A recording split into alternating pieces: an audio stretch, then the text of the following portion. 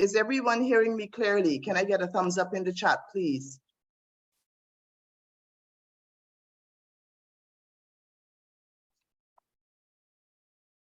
Okay, wonderful. Seems like people are hearing me.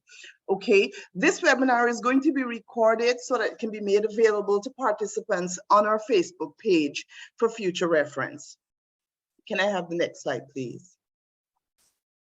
My name is Jacqueline Messiah Simeon, and I'm your co-host for this evening. Co-hosting with me is Randy Montoot. Our facilitator for this evening is Betty Comby.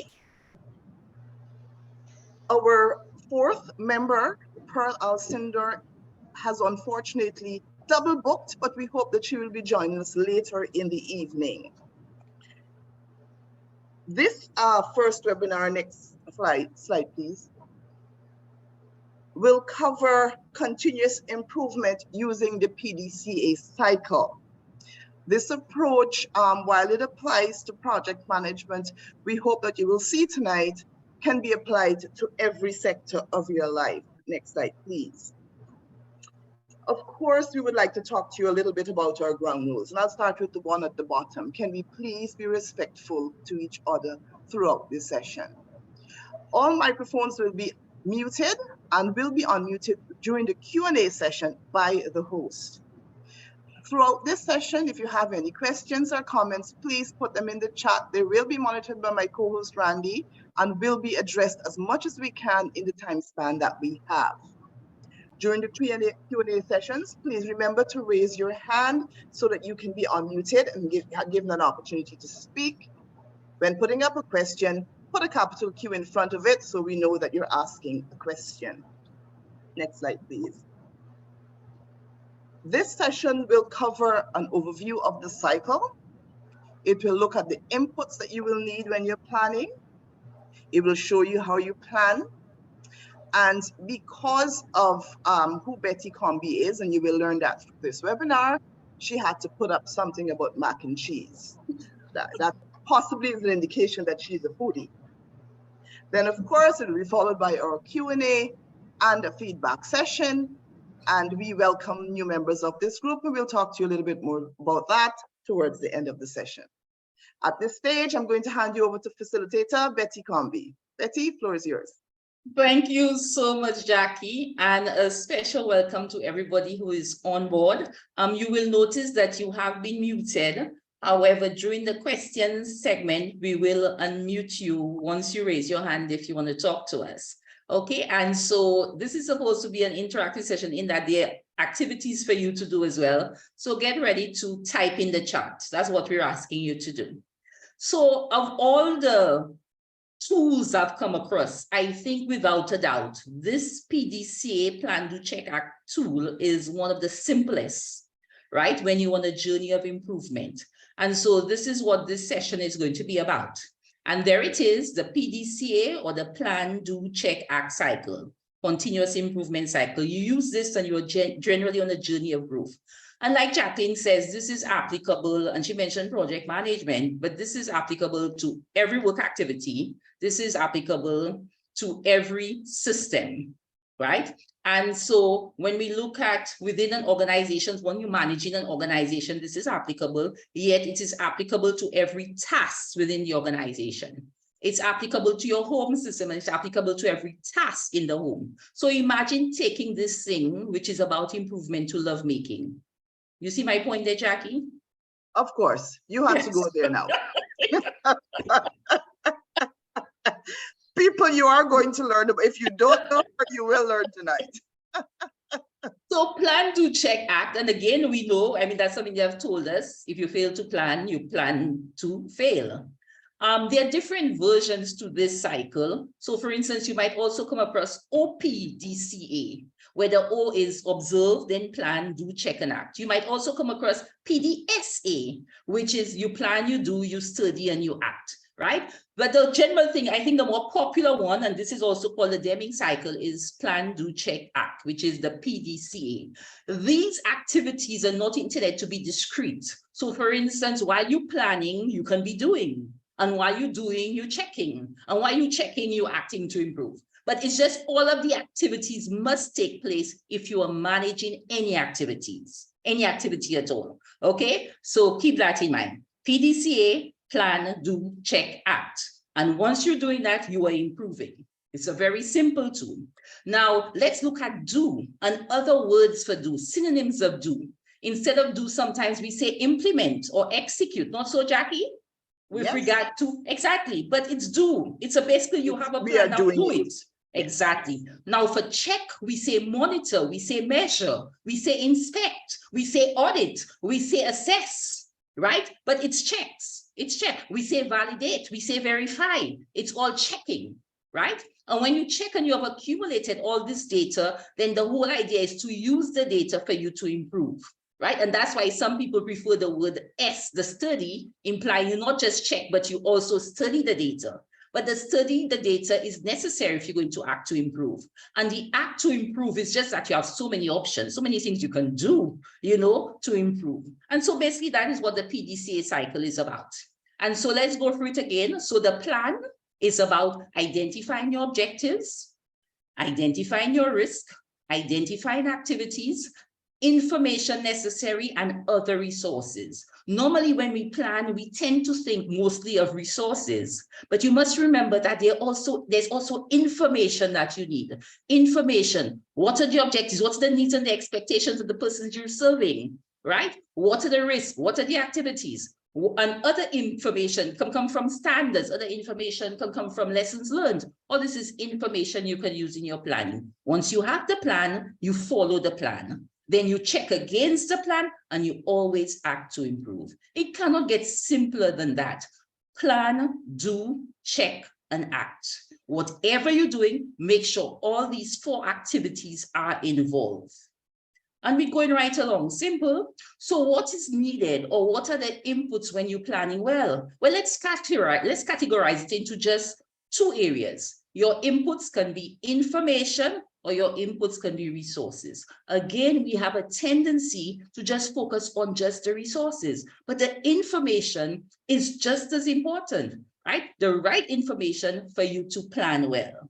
And so we're moving right along. So let's look at what it takes to plan to do it well. Again, let's look at the inputs, and we have to have 2 pages of inputs. We have information and we have resources. We will handle information first, and then we'll go on to resources in the next slide. So let's look at it. So you're doing something, you plan to do it well. Whom are you doing it for? Is it for your child? Is it for your significant other? Is it for the customer? Is it for the manager? Is it for your co-worker? Whoever you're doing it for, what are their needs and expectations? Because what you're aiming to do is do the right thing well, right? And so first identify what the needs and expectations of that recipient are. Then set objectives. Remember, it's not like we have quite a bit of resources. Our resources are limited. And for that reason, you need to narrow in. So set objectives which are achievable, right? And notice SMART objectives, and above there it says SMART stands for specific, measurable, attainable, relevant, and time-bound. And those SMART objectives have to be output-based as well as outcome-based. Now, what do we mean by that? Output-based versus outcome-based. You know, Jackie, the example I like is the group well example. As simple as that. As always. Yeah. I mean, you know, I remember the student saying to me, a threat to him completing secondary school is a group well, right? So the group well is an outcome, something he might experience, but it might be as a result of a horn. So the horn is the output. So you can deliver the horn, but you cannot guarantee the group well. Not so? You with me, Jackie? If there are any non-solutions in here who don't understand. We better explain go well. The go well is the heartache that you feel when somebody cheats on you, you know, the trauma you go through, you know. So for again, solutions, if you have solutions who don't understand go well, yes. So on the whole, the outcome is the thing the person's experiences, whereas the output is what you delivered, right? So another good example I like is you can deliver on a house, but you really cannot necessarily live on a home. Right. You know, the home is something else. So the house is what you deliver on, but to make it a home is something else. People have to feel it's a home, right? So the outcome is about the impact. It's about the impact, it's about the consequence, it's about the effect of the output. And so when we set our objectives, make sure we set objectives that takes the impact into consideration as well as what it is we're delivering. And Jackie, you know Murphy's Law. Anything that will go wrong can go wrong. So the risk, what could go wrong? But it's not just identifying the risk, it's also strategizing what can be done if it does happen. Because what you want to do is you might want to mitigate, you might want to avoid it, you might want to transfer it. There are a number of things you can do with risk, but you must recognize the risk and then come up with a strategy to address the risk. So if it happens, you are ever ready. This is about being ever ready. More, that's what this is about, you know? And again, you aiming to do it well, you have to be within the confines of the law. Know if there's a law pertaining to it. Sometimes in an organization, it might be a rule or policy. Be aware of that. These are things that are supposed to guide the work. So be aware of those things that are considered to be mandatory, right? And then I always say, no need to reinvent the wheel. You have standards, you have protocols, you have other best practices, you have other guidance documents that can help you. Reference these documents. No need to start from scratch. I tell people, the only reason you will start from scratch, if your aim is to innovate without being biased by anything else that was out there already. But even people who are innovating are referencing the standards. But if you figure out you don't want to bias yourself in any way, right? Then you say, okay, I'm going to start from scratch and not reference anything that's out there. But generally, almost everything you're doing, somebody has done it before. And the best situation is if they have put it in a guidance document for you to reference. Reference the standards, reference the protocol, reference the guidance documents. And then we have the activities. Now, Jackie, notice that all of this is just information into planning, you know. We ain't into it yet. That's just information into planning. And but it's also critical. Critical if you don't do this, having all the other resources could be useless. Exactly. You couldn't plan well. And so these activities involve checks, things you have to do, but as well as the checks you have to do, and be aware of where your activities interact with other activities of other persons. These interfaces can influence you, can influence the process. So keep in mind that as well. So yes, you have your activities, but are your activities dependent on another activity, and you need to be aware of that. And maybe that other activity is dependent on somebody. And so that's an interface that you need to be aware of, right? My personal favorite, Jackie, is background information. Oh, yes. Samala just gave a very good comment there. She said that standards give baselines and guidance. So that's right. And definitely Zamala is our standards person to tell us that. It definitely gives the baseline, without a doubt. The standards is the baseline. Yes, so it's a starting point. Thank you so much for that, Zamala. The background information, you know, bit about the recipient, bit about the process, and that's why the history of anything is so important. The historical data. We know that that's a term we use in project management a lot. Historical data. You know, you must, whatever background information, that's where you must research. You know, again, you shouldn't be starting anything from scratch. You know, once there's information there, access the information. And then there's lessons learned. You know, Jackie, I have full respect for people who have experienced something, because I always think, no matter how many qualifications I have, if I have not experienced it, the people who have experienced it have something I don't have. They have lessons learned. Yes. Lessons learned. Lessons learned. So it's a value to you that whenever you're doing something, talk to the people who have already done it. Yeah? Or even look for what they have documented about their experiences. Exactly, and that is important. That's why it's so important for us to be doing these things, to document issues and document lessons learned. Yes. Because somebody's issue, an experienced person's issue, now becomes a risk for me if I'm about to start it. So in preparing my risk register, I'm going to reference all the issues they have to ensure that I am not repeating those same errors.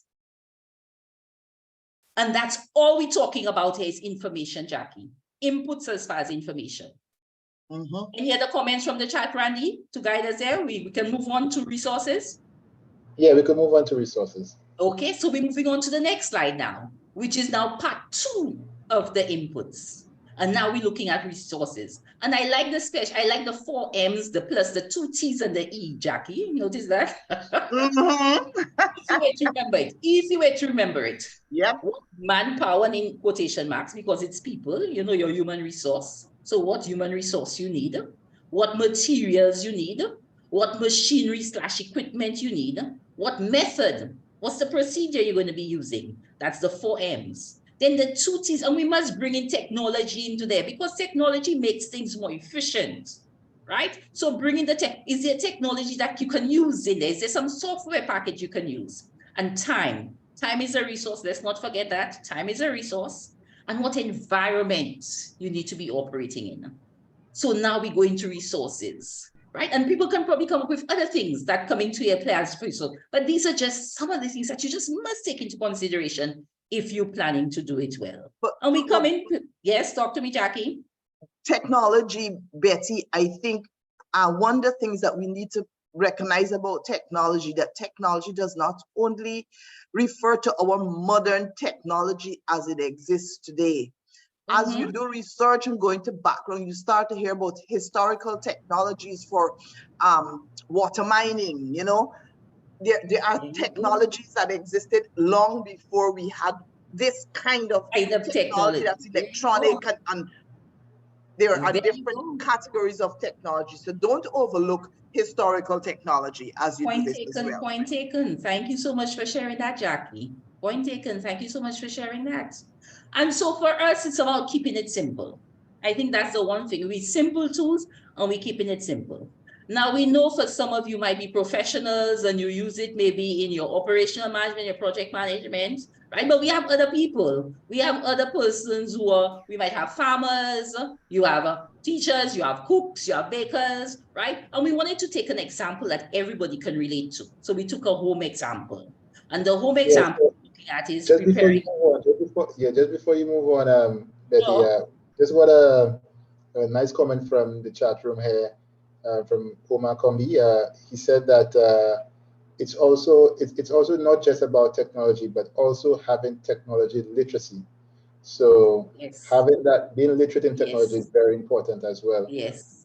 Yeah. Without a doubt, that technology, and I think we really need to focus on that because our people are intimidated. A lot of people are intimidated by it, and so that literacy is key, without a doubt. Thank you for sharing that, Omar Kombi. Appreciate that. And so we're moving into our home example of preparing a macaroni and cheese pie for your family. So those of you who don't know how to prepare macaroni and cheese, at the end of this session, you will learn how to prepare macaroni and cheese using PDCA. So let's get into it. So there it is. We are preparing macaroni and cheese pie for our family. Remember, let's start off with the information you need. So information is you preparing it for your family. So what are your family needs and expectations, right? How do they like their mac and cheese? Do they like it with a lot of cheese or not so much cheese? Do they like more cheese on the top than cheese within the macaroni? Do they like long or elbow macaroni? Do they like it soft or do they like it firm? You have to make that decision because what you're aiming to do is satisfy your family. It doesn't make sense you make a macaroni and cheese pie and the family doesn't even eat the pie because they're dissatisfied with it, right? So get that information and you can add to that. Is there any, maybe one of them is allergic to something. So you have to make sure you don't put that into the macaroni and cheese pie. What are your objectives? How many persons are you catering for? What time is the mac and cheese needed? Be specific as far as your objectives are concerned. Risk, what could go wrong in you making that macaroni and cheese pie that your family are ready waiting for? Well, it could be you could run out of gas. You know, you better have your backup cylinder. Again, a risk, it could be somebody's allergic to something. And so you have to take that, know whom you are catering for. That whom is so important, you know, Jackie. My issue, Jackie, is we're doing a lot of things. We're working hard. But what we're failing to do is take into consideration the recipient perspective. Absolutely. And if we just make that mind shift change, that's all we need to do, make that shift that it's not just about you. It is about the person on the receiving end. We more than likely will get it right. And you will have a more successful impact. Successful impact.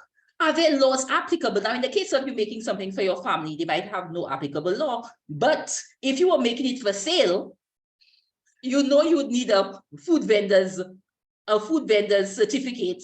You would need a license to operate if you're selling food for sale, right? So because of your family, maybe no law come into play, but when it comes to doing it for sale, that's a different story. Laws come into play. And then you have the standard or the guidance. And standards as far as food safety guidelines related to cleanliness and to avoid cross-contamination. These are things we know when you want to keep your food safe and avoid poisoning persons or getting people sick, right? And what about the activities? Access the ingredients and the utensils, boil the macaroni, taste the salt, all these activities. Now you notice with the activities, we also go into the checking aspect of it. Don't you see that? Taste the salt. Yes. That's a check. That's a check. Boil the macaroni. What's the taste? How do you know how you know it's boiling? How do you know the water is boiling? You must see those bubbles. That's a check. Is the water bubbling to know it is boiling? So while those activities are taking place, there's also checks taking place. Background comes into play. Maybe a family member is gluten intolerant, at which point you have to use gluten-free macaroni. I mean, so all of this comes into play, and lessons learned. So again, this is not the first time I'm just in the era there is cheese, but last time the mac and cheese pie was too salty. Lesson learned, you need to put less salt. So if you added a half a teaspoon of salt the last time, this time you need to add about a quarter teaspoon of salt because it was too salty. And this, people, is all the information you are taking into consideration just to make your mac and cheese pie. And so we're moving on. So now we're going into resources. And for resources, we have manpower, materials, machinery, methods, and that's where we want people in the chat to help us out. So we have explained to you about the information. Now we're on the resources. So specifically, what resource do you need to make a mac and cheese pie? What human resource do you need? What manpower? In the chat, Randy, what do we have people saying? What manpower you need specifically to make your mac and cheese pie? You need the cook. That's the woman. You need the cook. That's right. Yeah. You need the cook. Yes, without the cook, you can't make the mac and cheese pie. Right. So yes, that's definitely somebody you need. I like Fernanda's response. She said, you need me. Fernanda is one person that can do anything. Fernanda is exceptional, I'm telling you. Yes, Fernanda, we know we need you to make the mac and cheese pie. Yes. And I think the most important one for me is what Samara just said. You need the stove. You need the stove. Oh, we're not wearing with manpower. We coming to the stove. So materials or machine. So we can put stove under machinery or equipment. You with me? Right? Yes. So we the people. So what about materials? What materials do you need? Talk to me, people in the chat. What materials do you need? We're making that mac and cheese pie. That mac and cheese pie was looking really good, you know. What materials do you need? What's the chat saying? The mother said the cookware. The cookware. What else? Yes. Where? There's a key thing that's missing here. The cookware. What else? Yes, I'm seeing cheese. I'm seeing macaroni. I'm seeing the ingredients. You need the cookware and you need the ingredients. That's right. Very good. You need the utensils. You have to be doing stirring. Very good. Yes. Well done. You're getting it, people. You're getting it. Now they said methods or procedure. What are we talking about? Give me that R word. What do you need? That R word.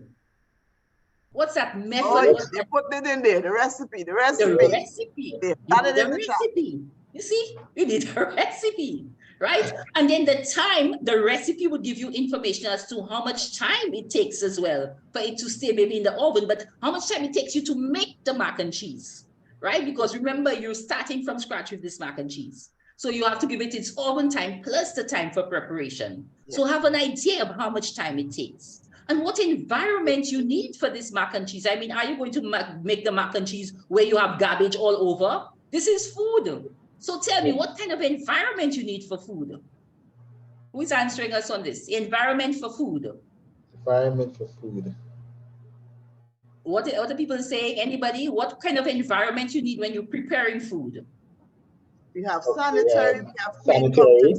Sanitary. You need to have a clean Sanitary. countertop by Commander, and some others in the kitchen. You need to have a kitchen. Yes, that would be part. That's right. You would, well, you don't necessarily have to have a kitchen, but you'd have to have the stove, the things that fall into the kitchen. But yes, but the environment has to be one that is hygienic and sanitary, right? One that allows you to cook food safely. Okay, so you see how it's coming into play. This is PDCA coming into play there. Okay, and let's move on. So let's move on now. So we have a question. So Randy, if you can type question 1 in the chat, and let's see the answers we get for question 1. So Randy's typing question 1, and just type your responses under question 1. So you're making that mac and cheese for your family. While doing it, what do you check? Come on now, people. While doing it, what do you check? All right. So Fernanda said the salt. So Mara said the temperature. That's right. Theodora said the texture of the pasta. There you go. That's right. That's right. The texture of that pasta. You know, I don't know about you, Jackie, but sometimes when I'm making pasta, it's difficult for me to tell, is it ready or is it not? Oh, yeah. What's your test, Jackie? What's your test, Jackie? Not a good cooker. You're asking the wrong person.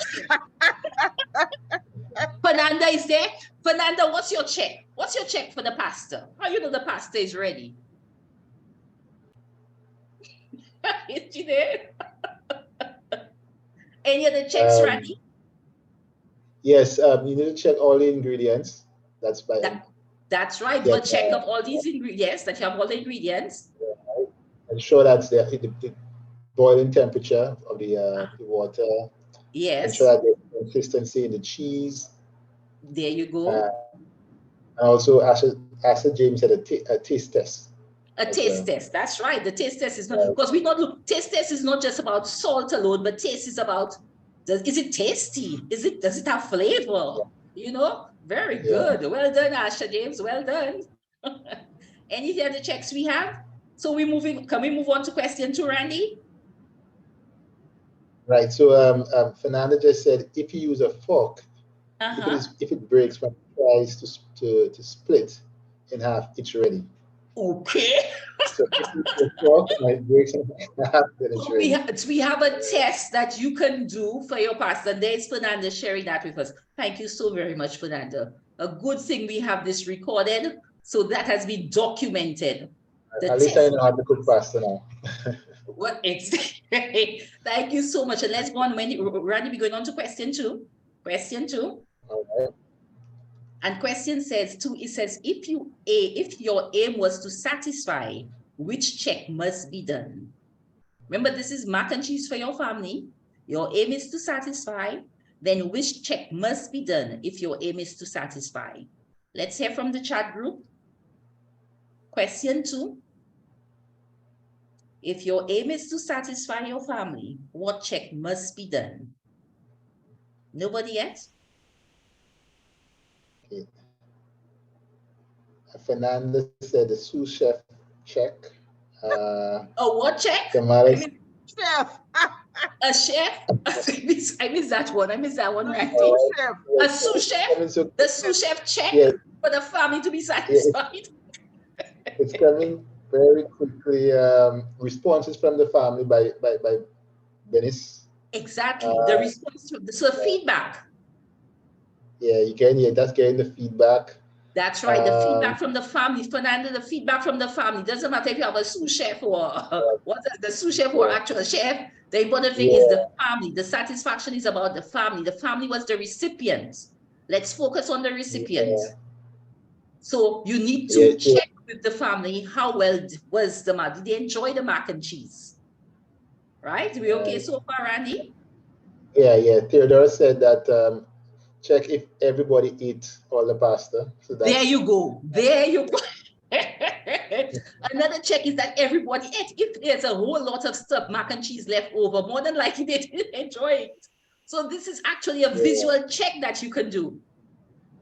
Yeah. Beautiful. Well, yes, I like that. Well, Oh, another thing is to watch their plate. If they threw most of it in the bin, that's a check.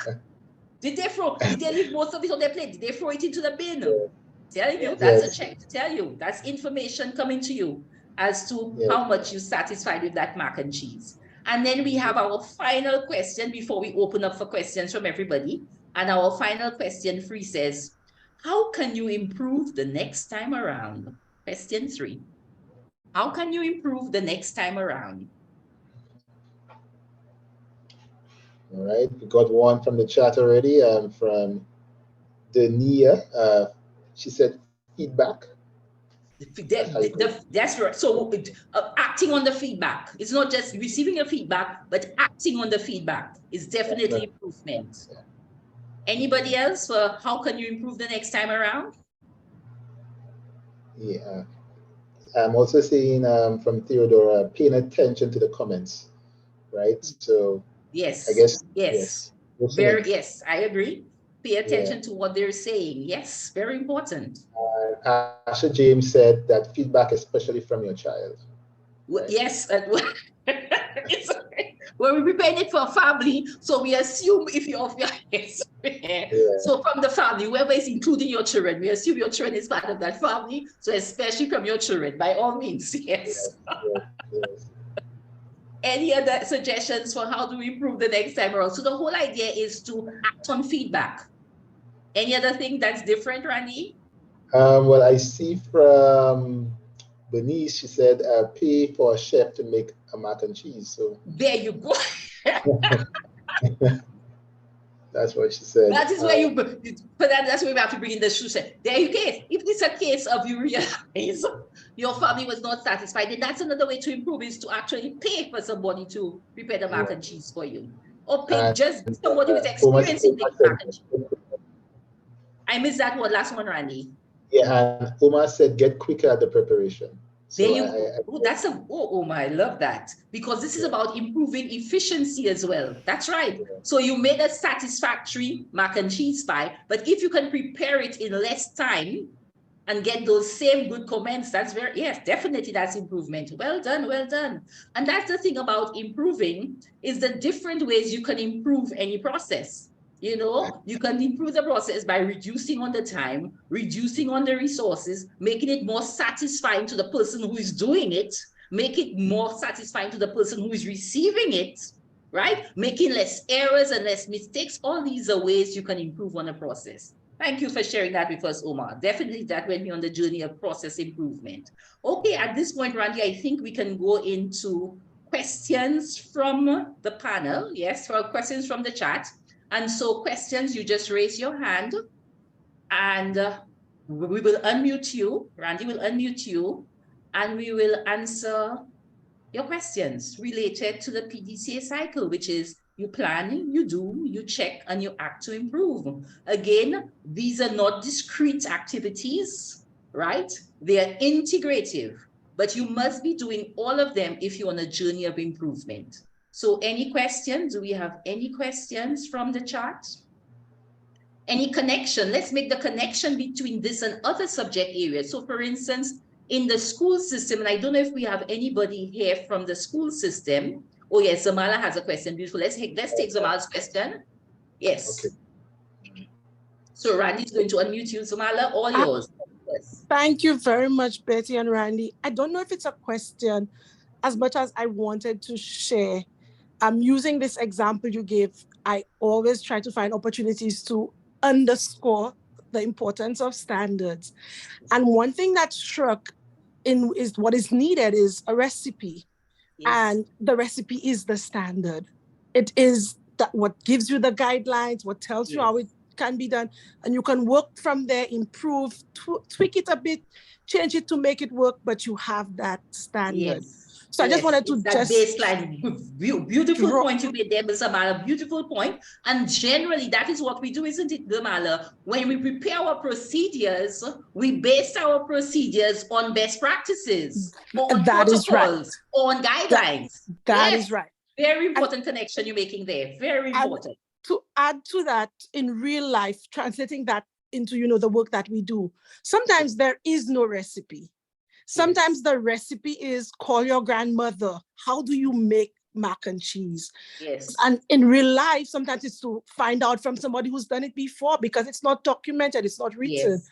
Find That's out right. from another country and That's that type of right. thing. So just to That's tie right. in that, you know, because you all know me and my standards. Yes, yes, that yes. it really is so important, and it is not Yes. always the answer is in a document or the Yes. answer is in a nationally recognized document, but Yes. finding that, I don't want to say baseline again, but finding the common or the core that you can Yeah. work on, improve on, Yeah, and it's share eventually as you go along.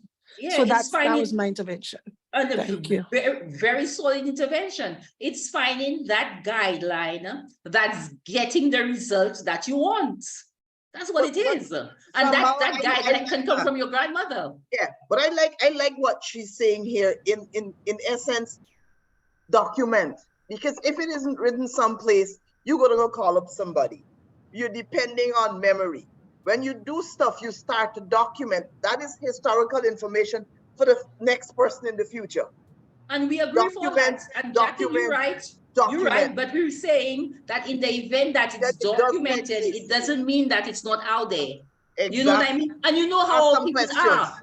Our people are not a documenting people, but it doesn't mean that our people don't know how to do it well. Yeah, when you ask them, how much salt? A pinch. No, what is a pinch? A sprinkle. What is a sprinkle? You know what I mean? Nobody has anything. And I'm like, can I please have a recipe? I'm not a good cook. Don't tell me a sprinkle and a pinch.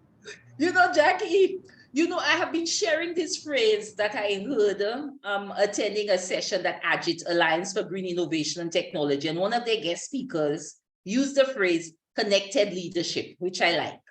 What we're saying is that people have different strengths, but people can be leaders in whatever they're doing. So you have somebody who can probably make a very good macaroni and cheese, but not a person that will document the recipe for you. So I am somebody who, like, I don't mind documenting, call me in and let me help you document the recipe. But it's about remember who will do that. Connected leadership, very important. Absolutely. Make use of every member of the team effectively. Without a doubt, without a doubt. Very good. Randy, any other thing anybody else wants to talk to us? Come on, people, talk to us. You know, this, we think that every person needs to know about this PDCA cycle, this plan, this do, this check and act. For people who are coming in late, again, we explain, if you fail to plan, you plan to fail. We explain that to do means to implement, it means to execute. We explain that to check means to monitor, to measure, to assess. You know, Jacqueline, I was making a presentation to some grade 6 students, Dame Paulette Louisy. And when I said, give me an M word that means check, and I'm thinking measure and I'm thinking monitor, and the child tell me, make sure. Language is appropriate. I say you would check. That's right. Make sure. Appropriate to her age level. Yes. And it made absolute sense. Make sure. So you check. Without that's her cognitive level. Make sure. But you got the point, didn't you? Oh, without a doubt. I mean, that child was on target. Good communication. Sure. Yes. And the always acting to improve. Act to improve. You know, I was doing a training session recently, and a woman was complaining that her husband froze the garbage regularly, and she's very grateful for that. However, whenever he froze the garbage, he leaves a trail of liquid behind. And she has complained about that. She wipes the liquid, but every time she's complaining that it's not helping, that he should handle that. So either wipe the liquid himself or something. But she has been criticizing him for carrying out this garbage and leaving that trail of liquid. And I said to her, listen, you want some sort of change to occur there. The worst thing you can do is criticize the man. Absolutely. So let's think of other things we can do without criticizing the man. You know, this is where we're acting to improve, you know, Jackie, because acting improve is about value to the person who is doing it, the person receiving it. So how can you make an improvement there and not criticize the man? So we start thinking of strategies. So any of you can think of a strategy. What can you do if every time he throws the garbage, he leaves that trail of liquid? Any suggestions from anybody without criticizing him? But you know, seriously, for me, I look at it as I said earlier, a member of the team, right? Yes. We in this together. And if you're gonna lift the bag out, I will come behind you with the disinfectant and a mop, and I'm gonna clean it up. I live it every day. I live it every day, but isn't doing the dishes. My husband says to me, I have cleaned the kitchen. And I go into the kitchen, and any pot that was sitting on the stove has not been washed. The stove hasn't been cleaned, and the concreters have not been wiped. I do that part. Well, you see now, Jackie, you don't mind doing it, but she had a problem mopping after this man. So now let's look at some strategy. If nobody's giving us, do we have any strategies? Closer to the door. Let's say the strategy. Just before you move on, Betty, I like what Zamala said. Avoid throwing liquid in the bin. As a risk, as a risk mitigative strategy, yes. A point that she made was that avoid throwing liquid in the bin. Very right.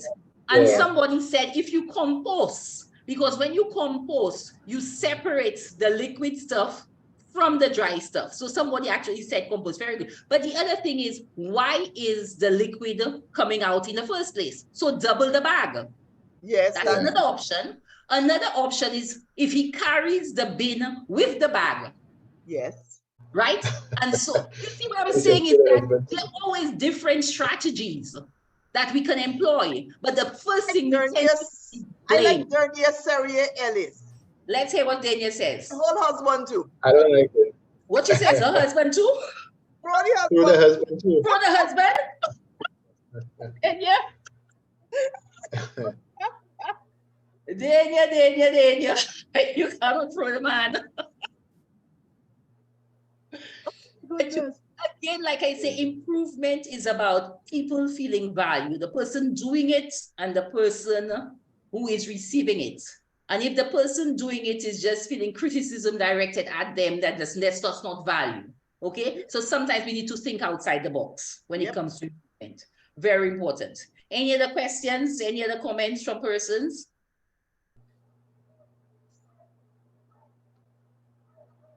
No other comments, Randy? No other questions? No other comments. No. Okay, it looks like It looks like, I mean, we can go into that in a lot more detail, but it looks like we might be able to have an early end, Jacqueline, if we're not having any other questions for persons.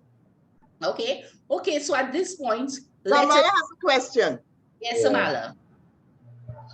She said, when will we learn about the doom? Well, what we did was in the planning, a good point. We did the planning. We thought if you planned it well, then remember, once you plan it well, the next thing is to just do it. Because your plan is comprehensive. Your plan is so comprehensive, it tells you exactly what to do. It tells you exactly what to check. And it also tells you how you're going to improve. That is the thing about it, that the planning is the key thing. Unless we can go back, if we can go back, Jackie, let's see if we can go back and let me see if I can take us back. So let's look at the plan. There we have. So there we have again the plan, do, explain. And so in the planning, you identify objectives, you identify risks, all the activities involved, activities for the doing, what you have to do as well as what you have to check. Other information, all your necessary resources. If the plan is comprehensive, we're saying all you have to do next is follow the plan. And then you checking against the plan. But remember, even in the plan, you had said the checks you're going to do, right? And how you're going to act to improve. You will address improvement activities in the plan as well. The whole idea is plan to do it well. If you plan to do it well, it all follows. Zamala, does that help?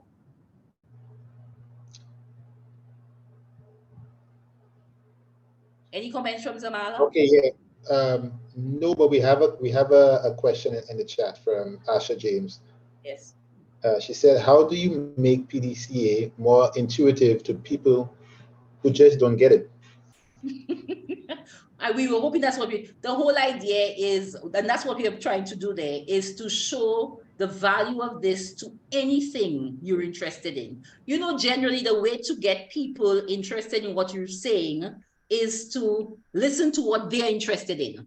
And if you can show them how they can achieve what they want using PDCA, I think that's one way to get them more on board with PDCA.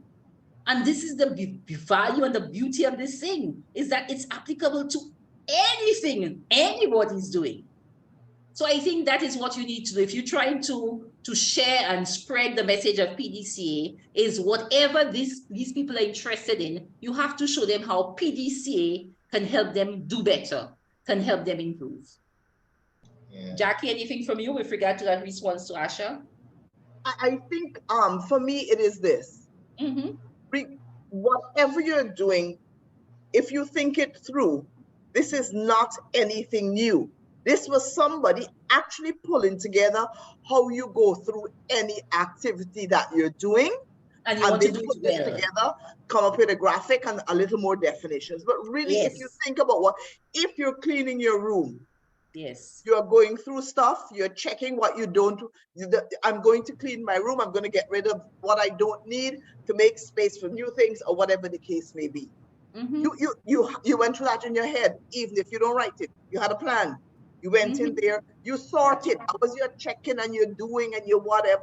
At the end of it, you've got your pile of stuff. Okay, this goes to charity, goes to trash, whatever. And now I have space.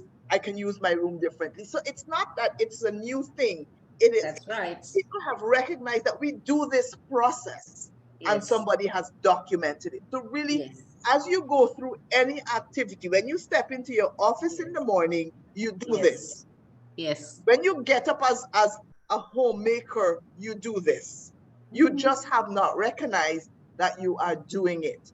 Yes. So it's just a matter of bringing to the fore that you are in fact doing this every day.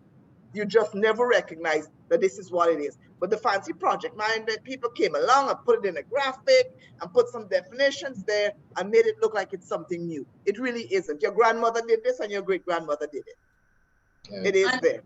And another point, Jack, like I'm saying, this is something we do at school, and it's unfortunate that in the school system we're not making the transfer to show the applicability. But in the education system, your curriculum is your plan. Absolutely. Your instruction is your do.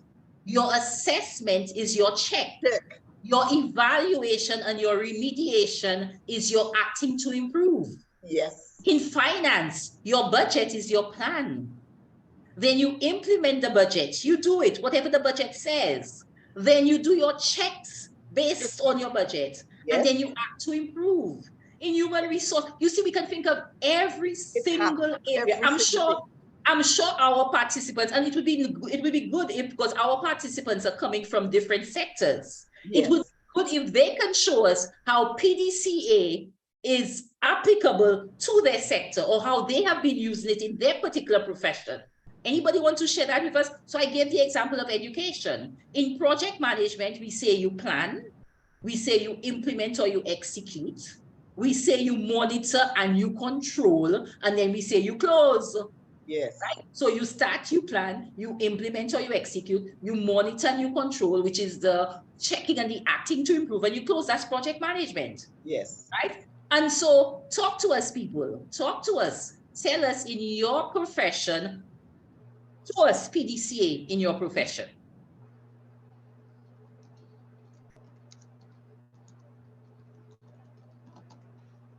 Any examples of that? Just raise your hand and then we will open up talk to us. We'll open up, just raise your hand and we'll unmute you and you will tell us about the applicability of PDCA. In, for instance, the health sector, the nurses have something they call it SOAPI, SOAPIE, SOAPI, right? And basically what it's saying is that when it comes to making an assessment, you need to have subjective and objective evidence, right? So you go to the doctor, you go to the nurse and you say, listen, this is what I'm feeling. Then they send you for tests, that's objective. And based on that subjective and objective evidence, they come up with an assessment.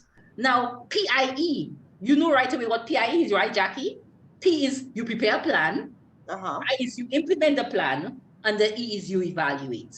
And you cannot evaluate without monitoring. You see, once you understand PDCA, you start seeing it almost in every sector. They might have some mnemonic they use, but you can fit in PDCA into it. I didn't even know about SOAP in the nursing sector. You know it in counseling. In counseling, we use SOAP, SOAP. Subjective, objective. That's right. Kind of thing. Yeah. That's right. But there's also add the I and E to it. And you have SOAP. Yeah. So let's hear from the parts. Let's hear from people in the chat. Come on, talk to us. Raise your hand and tell us. Relate this to a different profession for us. Let's show the applicability. So we showed how you can use it at home, how it's applicable at home. We showed education. We showed finance. Mar is putting up something in the chat. Yes, I'm seeing from Omar in graphic design. Yes. Planning the layout of the flyer before doing it. Yes. Fill in the layout. Check to make sure it meets the needs of the client. Have to improve on mistakes. That's how it goes. So that's his protocol is. Yes, PDCS. Thank you so much for sharing that, Omar. You know, another example, and I tell them, is at school when they teach us writing. I don't know if you remember that. I remember that clearly. I just remember the English teacher saying, you must understand, writing is a process. And as a process, you need to brainstorm. You need to plan it. Then you need to write it. Then you need to edit it. You need to proofread it. And then you need to edit it. That's PDCA. Yeah. That is PDCA. And so I'm saying from primary school, we are teaching that, but we are not showing how it's transferable to any other work activity. Yeah. So do we have another example? Omar, thank you so much for that example. Do we have another example?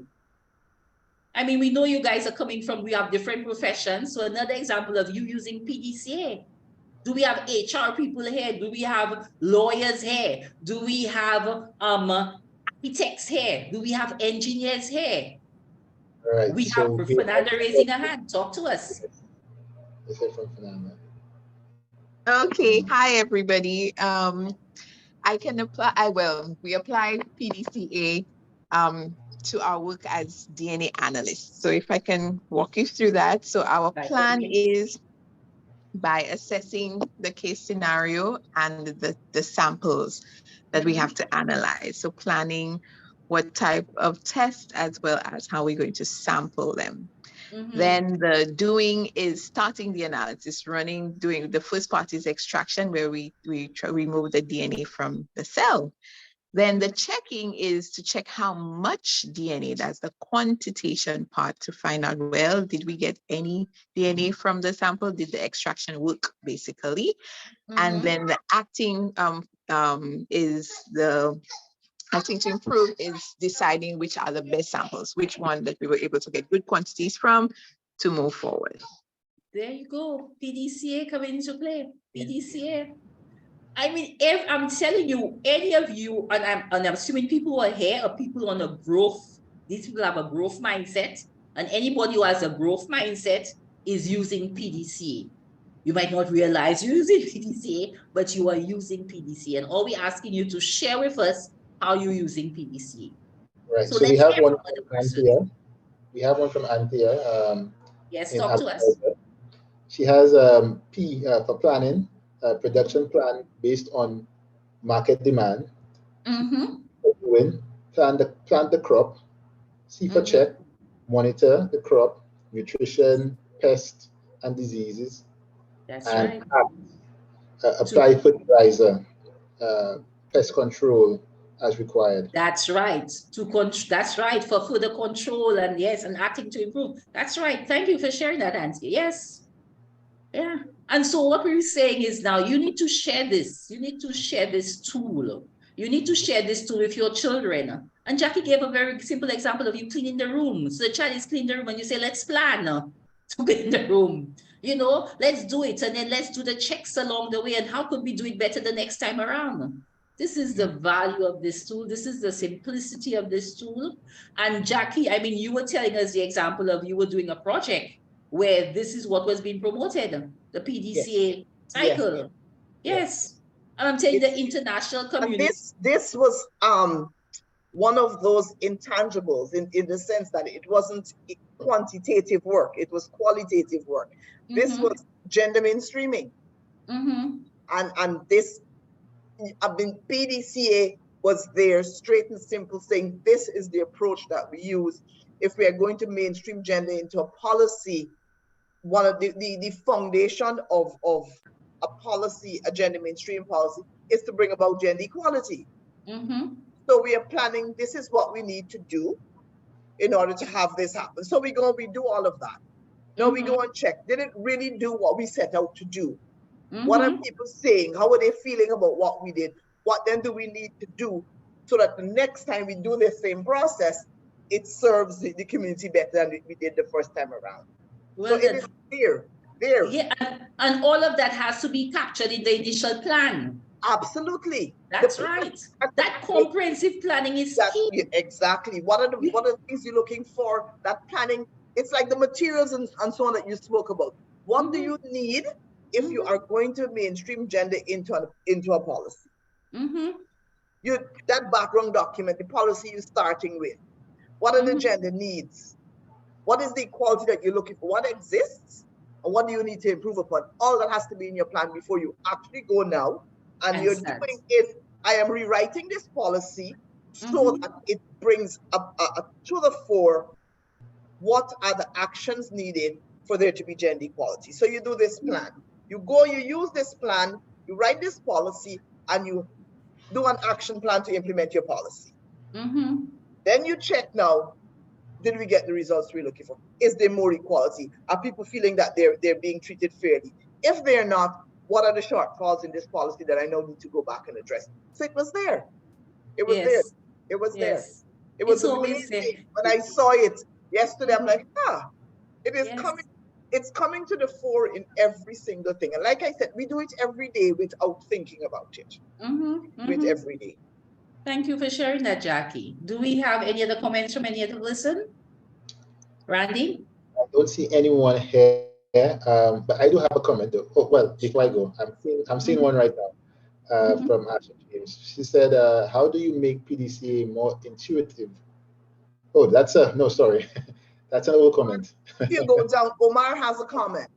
Yeah. That's an old comment. Yeah, so I was thinking as you guys were talking. Omar has a comment in there. Omar has a comment? Yes, he says, I think the do requires a little more than just following the plan. Some people have great plans, but still fall short with the execution because of confidence or anxiety issues. So how do we cope with that? I think we're talking risk here and mitigation. Yeah. You see, and that would be something you would capture in the plan. Yes. That is something you would actually capture in the plan. The whole idea of if you're planning, you are going to take into consideration all the things that might go wrong as much as possible. And if one of the things that might go wrong is lack of confidence, right? Then that should be captured too as a risk, and you would have a strategy in place for that. Does that help, Omar? This is comprehensive planning. We're saying if you plan comprehensive, taking everything into consideration. And remember another thing, planning is dynamic. Any plan is not static. Right. That on this plan, you are making, as things occur, you are making changes to the plan. So keep that in mind, that planning is dynamic. And so that allows for other things to come in play that you might not have considered before. And if your context changes or environment changes, you can adjust the plan as well. But it must start off with a solid, comprehensive plan. Does that help, Omar? Yes, as Amala said, risk management is key here. Oh, without a doubt, without a doubt. And actually, another thing is that the whole idea of comprehensive, and again, if we are talking sustainability, and if we're talking continuity, your plan should be such that if you are not available to implement the plan, someone else can pick up the plan and continue working without a problem. Yes. This is how detailed and comprehensive the plan should be. Yeah.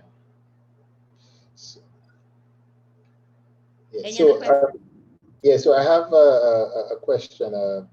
So, I mean, we spend a lot of time speaking about planning part of it. And what I'm getting from it is that the plan is actually the most important element of the PDCA. Is that it's, I wouldn't, you remember, you cannot manage by just planning. right? You must do all 4 of these activities.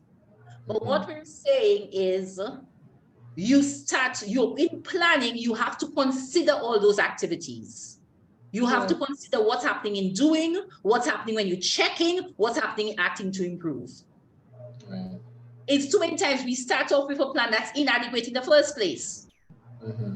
Right? And so it's not saying, I'm not saying the plan, I think all these activities are important. You must be doing all 4 if you are managing, period. Right? But you know the saying, if you fail to plan, you plan to fail. You start off with a plan. You start off with a plan. Any other comment? I would say, Randy, it's the biggest part, but not necessarily the most important part. The biggest part. For me, the most important part is the check part. Yeah. I think all of them are, if we're talking about a continuous improvement, then all of them are important. But I would say the planning is the big part, because that's where all your details are, like you say about all the other pieces. But it's not necessarily more important than any other piece. And then the thing is that a lot of people, we have a lot of planning taking place. We have a whole lot of planning taking place. And what's the results? You know, so it has to not doing what's the point. I insist all 4 of them are key if you're on a journey of improvement. All 4 of them are key. Agreed. A journey of improvement. Yes, absolutely. And the plan is your starting point. Your plan is your starting point that captures what you're going to do related to all of them. Yeah, I also look at the plan as a communication tool for my team members, my stakeholders. You're very right. Yeah, you're very right about that. Exactly. What the roadmap is and how we're going to approach this project. So I think that's really key in communicating properly with your plan, and keeping your stakeholders engaged. Yes, without a doubt. Without a doubt. Very good point. Yes, without a doubt. And it if you're about the sustainability, if you're about continuity, the plan helps with that. So you're not there, the plan is there with all that information as to what you have to do, what you have to check, and how you're going to act to improve. Yes. It's about being proactive. It's being proactive. But you know what I'm thinking as you're saying all of this right now? Customer service. I think this needs to be applied in customer service training. Because I had this horrible experience in a store that I absolutely refuse to go back into. I will not go into this man's store, regardless of what I want. If that's where it is, I'm going to go to Timbuktu to get it before I go back into that store. Because the customer service is so bad. It's not, I mean, I am in there waiting to be served. And the way he was treating everybody else, I said to my husband, I'm going outside. I'm waiting for you outside. I cannot stay in this store 1 minute longer. So then he said, the man says to me, so are you angry at me? I said, yes, I'm very, very angry at you. So I need to go outside or I will say something wrong. Because it was so awful. And I watched him treat, now apparently he has got major stuff needed for the marine industry and is the only store in St. Lucia that has that's a monopoly. Lord, that don't mean you treat your customers badly, man. I agree. Oh, it was awful. Yeah, you know, Jackie, I find role play is really effective because sometimes people don't even realize how they're treating other people until they watch other people being treated that way. And so I find, especially with those customer service training, customer satisfaction training, that you must have a role play element. Yes. And you'll be, and you know, the role play, my thing is act out a situation, act out the scenario where you don't care about the customer, and then act out the scenario where you care about the customer. Right. And you see that comparison and it just hits you. You know, sometimes people don't know. They don't, I'm telling you, They sometimes really don't see that that yes, is what they're doing. They yes, genuinely do yes, not see. yeah. It's just a part of who they are as a person. They don't Mhm, even see that they are doing it. mhm. When And I was another thing doing is their social work, background, I had that Jackie, experience as well. and their background. Sometimes it's what they grew up with. Yeah. So that's what they know, But you you see, know? he is a technical person understanding the marine engines and so on and so forth, and saw a He doesn't niche have the market soft skills. and took it, but he doesn't have the soft skills to Soft go with it. skills. And he Yes. operates this store, which is fairly large, all by himself. So Yes. 17 people are standing at the front as he walks through every shelf to find a piece that one person wants, bring that back. Power. Oh my gosh. It was crazy. Benice, this is nothing like you have seen elsewhere. This is the worst one in Lucia. I promise. I guess Now, you know, when another company comes in, right, and starts offering the same products, and he will probably have a problem, especially if it's a foreign company coming in, Yes. offering the same product, and he wonders, but how come you're not supporting local? Yeah. You know, not understanding what local was experiencing from you. Exactly. You know, and people have to remember, customers will move once they're getting value, better value somewhere else. And People value move is a part of the always for better experience. value. Yeah. 99% of the time when somebody leaves a job, it's not Mhm. because the work is hard or the pay is not enough. It's because the people they're dealing with. Yeah. Yeah. For me, not going back to that store, not Mhm. because of the price of his stuff, it's because of how he deals with it. Excuse me, let me just put my battery on. Yes, I It's agree. really about people. Yes, without a doubt. Randy, you're saying something, and then we're going to continue to close off.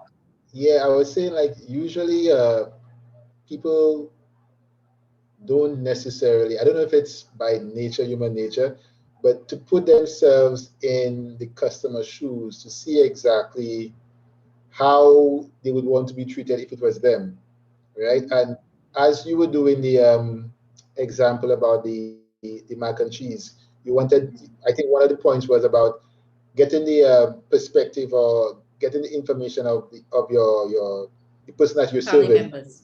you know, Yes. yeah, how they like the Yes. mac and cheese, getting Mhm. getting the feedback, understanding them so that you could serve them better.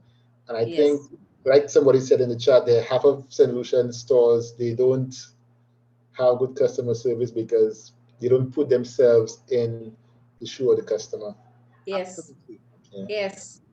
And Yes. then that really starts from the top, because remember the person, another thing we have to be careful, because the customer is also the staff, right? And Yes. so the owner and the manager also have to put themselves in the shoes of the internal customer. Absolutely. That's important, you Yes. know. But definitely you have to walk their journey. You Yeah, have you to have to. walk their journey. Unless you walk the journey, you will not yet understand what it is they're going through if you're Yes. working towards improvement. Yeah, Yeah. I agree. But PDCA can definitely help. Put a plan together for it. Do the Yeah. necessary activities you identified in the plan. Do the necessary checks and always act to improve. Yes. Okay. So, Jackie, can we move on? Yes, I think we can. Okay, and so for those of you who are coming in for the first GPM session, this is the network, this is our network structure, and this is us here, the forum group. So it's a forum group who is responsible for those forum sessions pertaining to tools and techniques, as well as to products and services, where people want to discuss products and services as far as issues and lessons learned and good practices, right? So as a forum group, but we have a number of other groups, right? And what we're hoping is that people will show interest in the other groups. We ask you to come on board. That's the call there. The call on is to join one of those groups. There is information. Then we have a WhatsApp group page. So we'll give you that information in a while. So there's information on that WhatsApp group about these groups, as well as other information pertaining to the GPM. This is supposed to be an all-inclusive gathering, an all-inclusive network, and the more people we have on board, the better.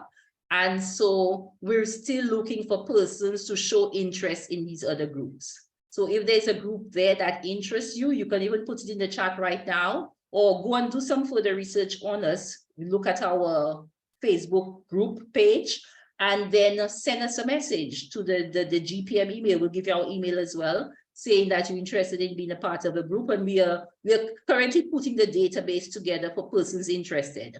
But the only group that has met so far is the forum group. So the other groups are still trying to get members and to have a meeting. But the forum group is operational, okay? But you have all these other groups that you can become a member of. And then we move on. So this was the call for group members. So again, if you're interested in any of those groups, again, you can either put it in the chat or spend some time going through the Facebook group page and then making a decision as to which group you're interested in. You can email the Good Practice Movement and find, if you want more information, that can be sent to you. Okay, and we don't, just keep in mind, we don't have a secretariat, and so we don't check, the emails are not being checked as regularly as they should. So if there's a delay, we apologize for that in advance, but eventually somebody would respond to you once you submit the email to the Good Practice Movement group. And then Jackie, all yours. Okay, first of all, I really would like to remind everybody on this call that you are doing this every day. And so what I would ask you or challenge you to do is, now that you have gone through this session, as you go through your work, use it, see how it is, how you're applying it. Even if it requires at the end of the day, you take a note to see, how this process went through any particular activity, you would find that very, very useful. When I first looked at it, that's how I applied it. I actually took the time every time to fit stuff into those 4 categories. And it really helped me to fine tune and continuously use it. So now it's fairly automatic as I go through my work using this on a regular basis. As I said at the beginning, this was only the first in a series of webinars that this group is looking to put out over a period of time. So we do have here 4 others that we thought of. So we're looking at results chain and logic model, addressing risks, Umar. So we're going to be looking at risks in more detail, setting the SMART objectives, outputs and outcomes. And I think this one is critical, because I think even for people who have done project management, where these definitions often come out, outcome and output still presents a challenge. So I think this is really a nice one. And then of course, action planning, which of course speaks to our due. So we have these 4 in mind. Please use our Facebook page to make any suggestions as to things you think that you might want us to cover. And we will see where we find the expertise to respond to those needs. Now, keep in mind, there are 4 of us here. We don't have the expertise for everything, but we do promise that if you ask us for something, we will do our very best to find a resource person so that we can cover it. This movement is about developing good practices. And there are a lot of people, including you on this webinar tonight, who have some good practices to share. Yes. So this is why we have an interactive session. So you have this opportunity to share with us things that we would not necessarily understand.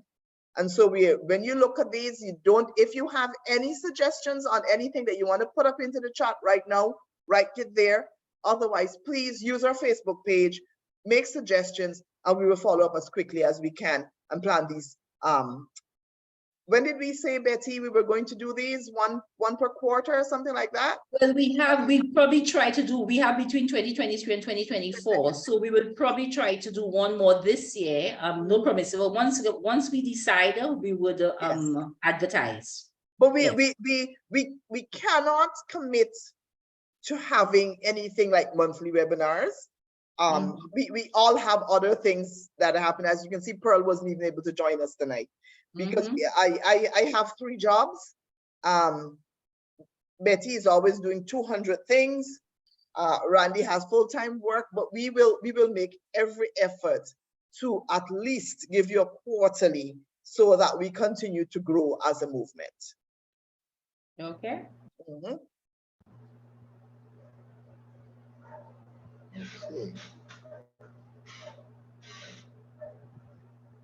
I think we had a significant amount of discussion, but if there's anything else, any other feedback anybody has for us, whether you want to say something, raise your hand or write in the chat for us.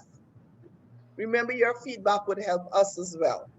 We are not experts. We might be specialists in our fields, but we're not experts. So we are here to learn as well. Yeah, so we encourage, before you leave the chat, please, to make sure you give us some information on how you felt the session went, some areas for improvement, some areas of weakness, and we can work on that. Okay. And then again, Randy said to us, so we must put some resource materials for them. We must put some resource materials for them. And so we will try to do that whenever we do those webinars, to put in some resource materials so you can do your further reading, right? This is about sensitization. We have sensitized you, but come on, you go on and you're on a growth mindset. So read up on the value of this PDCA cycle, okay? And so we have 3 resources there. Jackie, sorry, anything from you there? No, that's quite all right. Okay. Remember, this webinar in and of itself is also a resource. It's going to be on the Facebook page. You can go back to it to see what we discussed and continue to apply. PDCA, as I said, you will find it now more than ever quite useful, particularly as we're dealing with a smaller world. Technology, we've shrunk, and our competition is therefore greater. So the one who kind of like does the process best is the one who comes out in front. Competition is tight in every sector of work that we do. I mean, just in my area of work, I do a lot of work in the nexus of gender and climate change. And we write proposals every single week. And in a month, you might send out 15 and you get 1 response, because you're competing with a lot of people. So the better you are able to be effective and efficient in your work, the more competitive you become. So use these resource materials as well as what is on the Facebook page. Yeah. Well said, Jackie. Randy? Yes, thank you.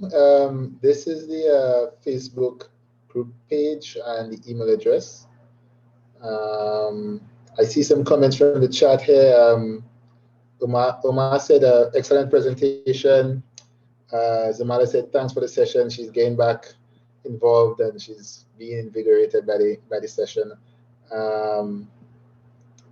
Fernanda said, it was a fantastic session. She enjoyed it, never disappoints, and always edifying. So she's very happy if it's a refresher for her using the PDCA. So everybody has given good feedback, positive feedback about the session. Okay. Thank you so much, Randy. Yes. So thank you all very much for being here. And please look out. We will have the link available as soon as we are ready for the next webinar. Okay. So bye now. Thank you. Good night, everybody. Thanks and good night all. Bye. Bye.